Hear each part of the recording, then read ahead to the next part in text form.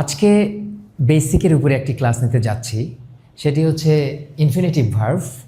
তবে ইনফিনিটিভ ভার্বের প্যাসিভ ফর্মটাও বুঝিয়ে দেব, যেটি অ্যাডভান্স লেভেলের। আমি যেটা নিচে লিখেছি দুইটি সেন্টেন্সে উদাহরণ দিয়ে বোঝানোর চেষ্টা করেছি, এটি আসলে অ্যাডভান্স লেভেলের। অনেকেই এই প্যাসিভ ফর্মে সেন্টেন্স মেক করতে অনেকের প্রবলেম হয়, যার কারণে আজকে আমি বুঝিয়ে দেব।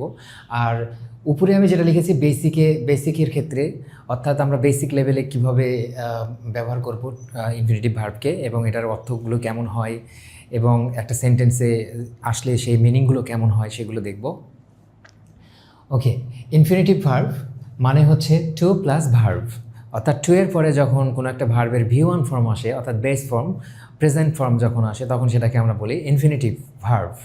ওকে, আরেকটা কথা বলে নিই যে টু ছাড়া যত প্রিপোজিশন আছে, অর্থাৎ of, in, with, without, after, before, এগুলোর পরে যখন ভার্ব আসে তখন সেই ভার্বের সাথে আইএনজি যুক্ত হয় এবং ভার্বের মিনিংয়ের সাথে প্রিপোজিশনের মিনিংটাকে যোগ করতে হয়।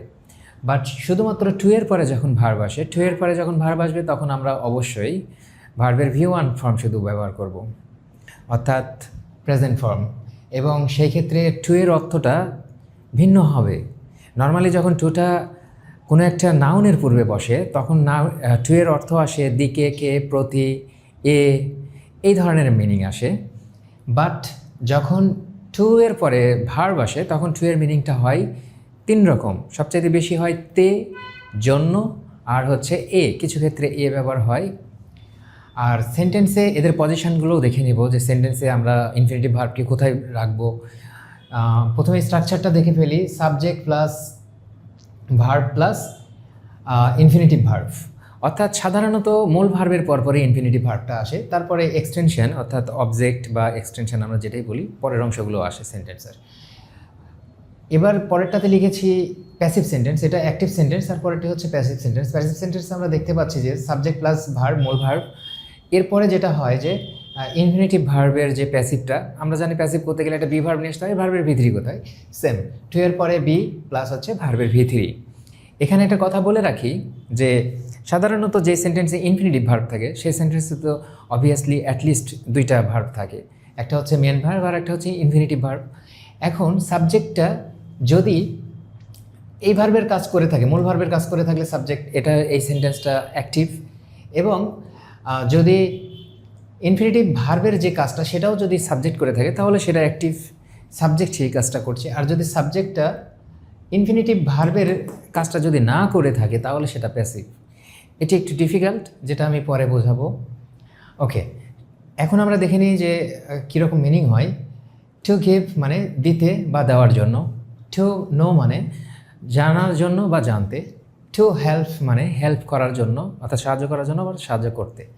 এখানে বলছে টু বাই মানে কিনতে অর কেনার জন্য, টু বি হতে বা হওয়ার জন্য, টু স্পিক কথা বলতে বা কথা বলার জন্য। ইজি। সো আমরা কিছু ক্ষেত্রে সংক্ষেপে অ্যান্সার দেওয়াও শিখতে পারি এখান থেকে। যেমন অনেকে বলে যে তুমি বাজারে কেন যাচ্ছ, তখন হয়তো বললাম যে কিনতে যাচ্ছি বা কিনতে।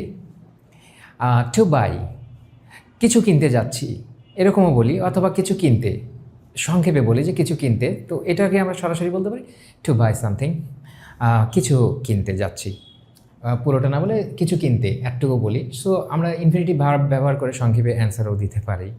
ওকে, চলে যাচ্ছি এক্সাম্পলে, ফুল এক্সাম্পলে। Subject plus verb, I want আমি চাই, টু গিভ দিতে বা দেওয়ার জন্য, মাই কার আমার কারটি আমি আমার কারটি দিতে চাই। এটি হচ্ছে পুরো মিনিং।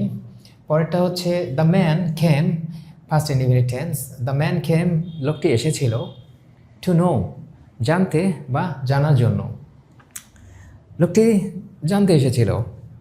ওকে, পরের সেন্টেন্সে চলে যাচ্ছি, present continuous tense, he is going সে যাচ্ছে, টু হেল্প সাহায্য করতে যাচ্ছে, that's the thing. And then okay, তারপরে বলছে যে we want to carefully speak. এখানে একটি শেখানোর আছে একটা ব্যাপার, আমরা চাই টু স্পিক কথা বলতে, তাই তো। এখানে হচ্ছে আসলে স্পিকের সাথে সরাসরি ইনফিনিটিভ ভার্ব যেটাকে বলছি, স্পিকটা ইনফিনিটিভ ভার্ব, কিন্তু টু এর সাথে এটার একটা কানেকশন। আর মাঝখানে যেটা দিয়েছি এটা হচ্ছে অ্যাডভার্ব।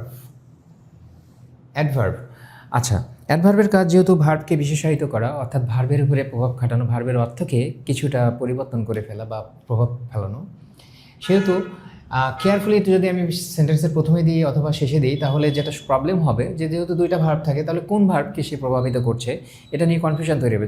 যার কারণে ইনফিনিটিভ ভার্বকে আমরা যখন অ্যাডভার্ব দিয়ে প্রভাবিত করব তখন অবশ্যই সেই ইনফিনিটিভ ভার্বের আগেই দিতে হবে। এটি হচ্ছে এটার অ্যাপ্রোপ্রিয়েট পজিশন।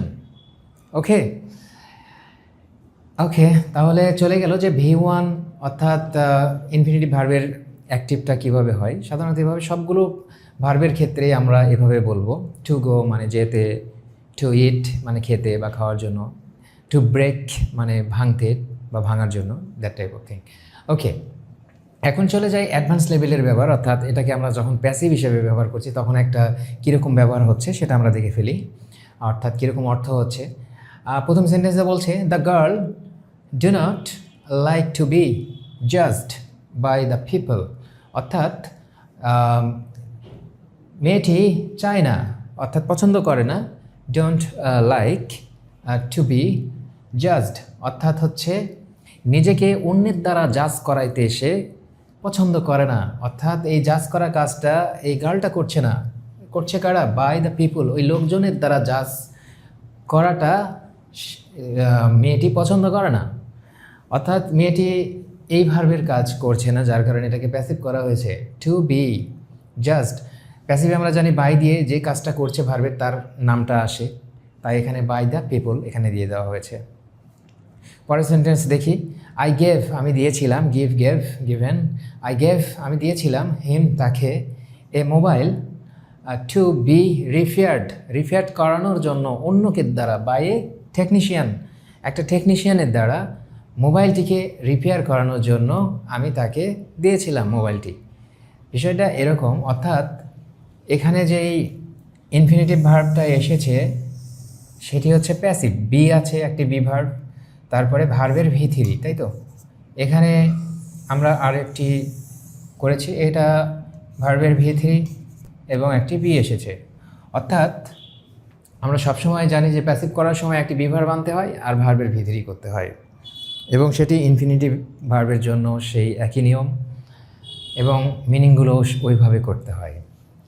সো আশা করছি আজকের ভিডিও থেকে বেসিক যে প্রবলেমগুলো মিনিং করতে কিছুটা হেল্প হবে এবং অ্যাডভান্স লেভেলে এই ধরনের সেন্টেন্সগুলোর মিনিং বুঝতে সুবিধা হবে।